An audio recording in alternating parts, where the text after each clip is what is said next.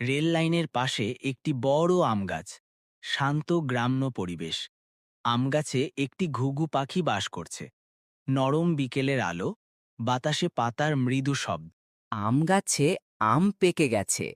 একটি পাকা আম থেকে একটি বীজ পড়ে যায়। ঘুঘু পাখিটি বীজটি ঠোঁটে তুলে নেয়। ঘুঘু পাখিটি রেল লাইনের মাঝখানে এসে সেই বীজটি ফেলে দেয়। ঝুঁকিপূর্ণ পরিবেশ, কিন্তু পাখিটির আচরণ শান্ত ও দৃঢ়। ঘুঘু পাখিটি প্রতিদিন ঠোঁটে করে পানি এনে বীজে দেয়। Time lapse. বীজ থেকে চারা, চারা থেকে ছোট গাছ, ছোট গাছ থেকে বড় আম গাছ। গাছটি বড় হয়ে আবার আম ধরে। আম ধীরে ধীরে পেকে উঠছে।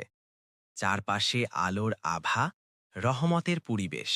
ঠিক আম পাকার মুহূর্তে দূর থেকে বিকট শব্দে একটি ট্রেন আসতে দেখা যায়। ট্রেনটি এসে গাছটিকে পিষে দেয়। ধুলো উড়ে যায়, চারপাশ নিস্তব্ধ।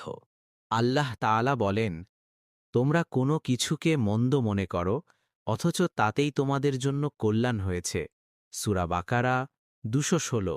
খালি রেল লাইন, ভোরের আলো। পর্দায় লেখা আসে, আমাদের কাজ চেষ্টা করা, ফলাফলের মালিক একমাত্র আল্লাহ।